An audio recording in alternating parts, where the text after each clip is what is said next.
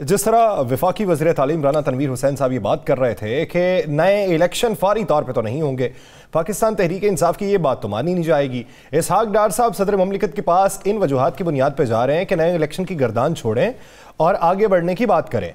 तो क्या हकायक यही हैं? पाकिस्तान तहरीक इंसाफ के चेयरमैन इमरान खान साहब जो रोजमर्रा की बुनियाद के ऊपर अपने कारकुनान को यह पैगामात दे रहे हैं कि इलेक्शन की तैयारी करें, टिकट्स के हवाले से तैयारी चल रही है, तो वो फिर किन यकीन दहानियों की बुनियाद के ऊपर ये बातें कर रहे हैं? राना साहब की तरफ बढ़ते हैं। राना साहब, राना तनवीर हुसैन साहब की बात आप सुन चुके हैं, दूसरी तरफ पाकिस्तान तहरीक इंसाफ के प्लान भी आपके सामने, बनेगा क्या? देखिए, राना तनवीर साहब ने दो चीज़ें तो बड़ी मज़ेदार कह दी। एक चीज़ तो उन्होंने बड़ी क्लियर कह दी कि मियां नवाज शरीफ साहब दिसंबर में नहीं आ रहे और उस वक्त आएंगे जिस वक्त कोई इलेक्शन कैंपेन का सीज़न होगा। यही कहा ना उन्होंने जी, या अगले साल के आगाज़ में, अगले साल का आगाज़ भी कहा। उनका मरियम भी नहीं आ रही। राना सनाउल्लाह साहब की आज प्रेस कॉन्फ्रेंस में था कि मियां नवाज शरीफ साहब आ रहे हैं, प्राइमरी सतह पर, गली मोहल्ले की सतह पर तैयारियाँ शुरू हो गई हैं। मैं कह रहा हूँ कमाल का है। मुझे एक बात, राना तनवीर बिल्कुल सीधी बात करते हैं। अब हम राना सनाउल्लाह साहब की बात सुन लें और राना तनवीर साहब की बात सुन लें। मैं आपको कह रहा हूँ, मियाँ साहब ने गारंटी मांगी है। यासिर साहब, वो तो पहले भी मांग रहे थे। मियाँ साहब ने गारंटी मांगी है कि मुझे गारंटी दो, मैं फिर पाकिस्तान आऊँगा। मियाँ साहब ने कहा है कि आपने अपने बच्चे सारे क्लियर करवा लिए, मेरा मामला किधर है, मुझे कौन क्लियर करेगा? मियाँ साहब पार्लियामेंट की सियासत नहीं कर सकते। और दूसरा मैं आपको बता दे रहा हूँ, ऐसे ही हमारे सियासतदानों को पता नहीं क्या हो गया है, अल्लाह इनको सेहत दे, ज़िंदगी दे और सच बोलने की हिम्मत तौफीक दे तमाम सियासतदानों। मियाँ साहब ने यह भी पैगाम दिया है कि मैं उस वक्त आऊँगा जब मुझे गारंटी मिलेगी, और साथ में अगर ये लफ्ज़ मैं कह रहा हूँ, और ये मैं आज का दिन वक्त नोट कर लें, मैं ये लफ्ज़ कह रहा हूँ कि अगर मुस्लिम लीग नून को कभी ज़िंदगी में, अब मैं कभी का लफ्ज़ इसलिए कह रहा हूँ कि अब मुझे कभी ही नज़र आ रहा है, कभी ये मौका मिला कि वो वज़ीर आज़म उनका होगा, तो वो मरियम होगी, शहबाज शरीफ साहब नहीं होंगे। पहली बात। दूसरी बात, एक दफ़ा नहीं, दो दफ़ा नहीं, तीन दफ़ा नहीं, चार दफ़ा नहीं, पाँच दफ़ा नहीं, लिख लें, आप लिख लें। मैं कल के प्रोग्राम में एक एक हलके का, एक एक सूबे का बता दूंगा। वो रिपोर्ट जो सरकारी रिपोर्ट है कि उसके मुताबिक अब तक इनकी सूरत हाल क्या है। ये नहीं जीत रहे, दोनों सूबों में इलेक्शन कप्तान के हक में जाते हैं, कप्तान इन्हें ले दे जाएगा। चीज़ एक ये नहीं दे सके, खुद ये मान रहे हैं कि हम आपको रिलीफ नहीं दे सके। ये क्यों झूठ बोलते हैं? IMF इनको दूसरी अगली किस्त देने के लिए तैयार नहीं है। अगर वो किस्त देता है तो फिर ये महंगाई का तूफान लेकर आएंगे, तो वोट किससे लेंगे? किससे लेंगे वोट? ये कहते हैं इसहाक डार सिर्फ वहाँ पे मोहब्बत करने जा रहा है उसे कि जनाब नहीं, माशियत जो है उस पर तो नहीं, ऐसी बात नहीं है। डार साहब ने खुद नहीं कहा कि मैं इलेक्शन के हवाले से बात भी कर रहा हूँ। भाई सारी चीज़ें, और ख़ुद आरफ अलवी साहब ने कहा है, वो सदर पाकिस्तान है, और ये हर दौर में ऐसा ही होता है। जिस सियासी जमात का सदर होता है वो सियासी जमात से तल्लुक़ रखता है, वो सियासी जमात से उसके तल्लुक़ ख़त्म नहीं होते। पाकिस्तान में मुझे एक सदर ऐसा दिखा दें जिसने तल्लुक़ ख़त्म किए हों, मुझे एक दिखा दें, कोई एक सदर ऐसा। तारड़ साहब नहीं थे मुस्लिम लीग के साथ, ममनून हुसैन साहब नहीं थे मुस्लिम लीग नून के साथ, आसफ अली जरदारी नहीं थे पीपल्स पार्टी के साथ। ये तो होता है। लेकिन मैं आपको फिर कह रहा हूँ, आपको खबर दे रहा हूँ, मैं शहबाज शरीफ साहब वज़ारत उज़्मा से भी जा रहे हैं और अपनी सदारत से भी जा रहे हैं। तो सदारत किसके पास आएगी? मरियम। अच्छा, सदारत भी उन्हीं के पास रहेगी और वज़ारत उज़्मा भी उनके पास आएगी, उम्मीदवारों की। सोनिया होयन गलियां भी जब मरियम ही फिरे, कहते ना हुजरे शाह मुकीम देव जट्टी अर्ज़ करे। ये नहीं होगा भाई, सियासत के मैदान में ये मियाँ अर्ज़ करे, गलियाँ होयन सोनिया भी सिर्फ मरियम ही फिरे, यानी मरियम साहब ही सियासत करें। देखें, एक चीज़ तो माने, मरियम ने फाइट तो की है ना, मरियम ने लड़ाई तो की है ना। वो कहते हैं कि शहबाज साहब ने लड़ाई नहीं की, मरियम ने फ़ाइट की है।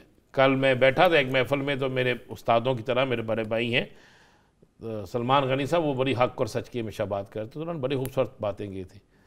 और जो उन्होंने कहा था उसका ख़ुलासा भी यही निकलता था ना कि कुछ लोग तो सियासत जो है वो किसी और तरीके से कर रहे हैं इक़्तिदार के लिए, और कुछ लोग सियासत करते हैं सियासत बचाने के लिए। मुस्लिम लीग नून की सियासत नहीं बची। चले मुझे आप बता दें, मुस्लिम लीग नून की सियासत बची है?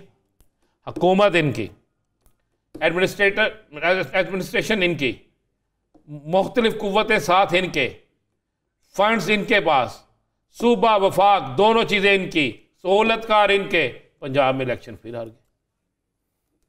चले फिर दोबारा आप आ जाए आगे इलेक्शन कर लें। कप्तान निकला, चल के आया, फिर इलेक्शन जीत गया।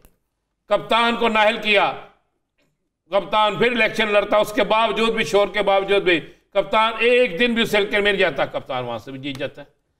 भाई आप कप्तान को कैसे हराएंगे? आप अभी सर्वे कर लें, अभी निकल के सर्वे कर लें, एक गली, एक मोहल्ला, एक चौक, एक चौराहा, कोई एक जगह मुझे बता दिया सर जहां पर लोग कप्तान के लिए तैयार नहीं है।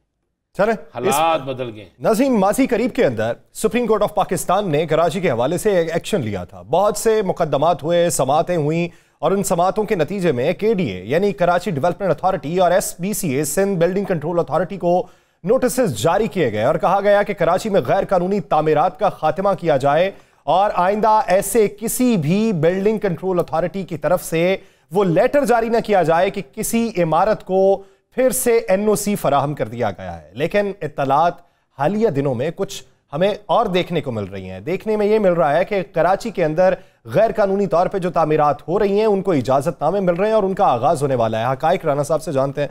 राना साहब, कराची बेहंगम तरीके से फैल रहा है और यही सबसे बड़ा मसला है कराची का। क्या ये बेहंगम तरीके से फैलाव ख़त्म होगा, ये इसमें इजाफा देख रहे हैं? बिल्कुल हंगतम नहीं होगा। देखें, सिंध हाई कोर्ट ने एक्शन लिया इसमें सुप्रीम कोर्ट ने एक्शन लिया, बड़ा सख्त एक्शन लिया, और इस एक्शन के बाद बड़ी चीज़ें की गई। आपको पता है कि बड़े जुलूस निकले, एक बड़ी इमारतें गिरा दी गई।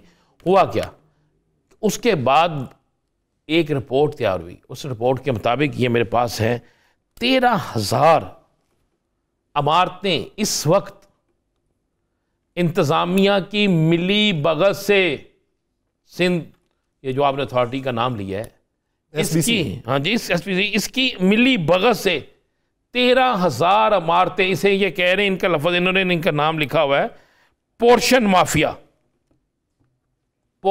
माफिया। इसमें सबसे ज़्यादा फेडरल एरिया गुलबर्ग है, इसके अलावा दूसरा है।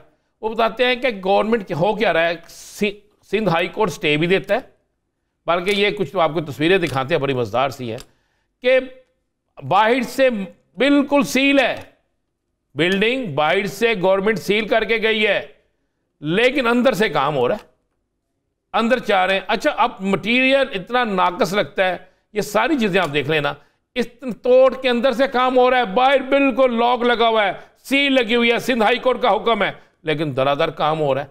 काम इसलिए वहाँ पर ये सारा कुछ हो रहा है कि वहाँ पर चोर और चौकीदार आपस में मिल के कर रहे हैं। फिर होता क्या है, फिर अचानक कोई बड़ा दारा फिर एक्शन लेता है और उससे करोड़ों अरबों रुपए की मालियत के वो जो जगह होती हैं, जिन लोगों ने ज़िंदगी भर की पूंजी लगाई होती है, वो बेचारे बेघर हो जाते हैं। यहाँ फिर छत गिरती है, पता चलता 25 आदमी शहीद हो गए, फौत हो गए, पता चलता है जी 200 आदमी जो है बेचारे इसके नीचे आ गया। अब ये देखें, ये सील है, ये मेरे पास ये रिपोर्ट है, ये रिपोर्ट मौजूद है। इस रिपोर्ट के मुताबिक 13,000 बिल्डिंगें पोर्शन एरिया, और सबसे ज्यादा फेडरल एरिया गुलबर्ग टाउन जो है वहां पे है। उसको कुरंगी वहां पे उन्होंने कहा जी वह पैसे दो, माल बनाओ, कराची को बेहंगम बनाओ, कराची में जो मर्जी करो। सुप्रीम कोर्ट का हुक्म जीरो, हाई कोर्ट का हुक्म जीरो, सिविल कोर्ट और सेशन कोर्ट को तो वो मानते ही नहीं ना, ऊपर वाले हुक्म को नहीं मानते तो नीचे उनका क्या होगा। ये सिलसिला तो यासर वहां पे कराची के अंदर चल रहा है। पानी का सिलसिला पहले चल रहा था, आपको पता है वहां पे वाहद पाकिस्तान का शहर है जहां सबसे अमीर वहां पे जो माफिया है वो पानी माफिया। और जितनी ये बिल्डिंग बनती है, हंगामी अखराज इसमें कोई नहीं होता, सेफ्टी मैयर्स नहीं लिए जाते, इस तरह बनती हैं, कुछ अरसे बाद गिर जाती हैं और ये बेहंगम फैलाव इसी तरीके से जारी है। लेकिन ये एक तरह का राना साहब इंसानी जानों का सौदा करते हैं ना, जो यहाँ पे रहते हैं। एक तो जमा पूंजी है, फिर उनकी अपनी इंसानी जानें खतरे में होती। देखें, जिस दिन सिंध हो या पंजाब हो या केपी की हो, किसी जगह पे भी उस कोर्ट की कानून की खिलाफ वर्जी होगी तो वहाँ पर मुतलका तमाम अदारों को जेल के अंदर फेंका जाए, हवालातों में बंद किया जाए, उन पर मुकदमे दर्ज किए जाए, और जिस बिल्डिंग को सील किया गया हो उस बिल्डिंग के अंदर काम हो रहा हो, और उन लोगों को, काम करने वालों को, करवाने वालों को, वहाँ के थानेदार को, वहाँ के अफसरान को पकड़ कर आप अंदर बंद कर देंगे, सारा काम ठीक हो जाएगा।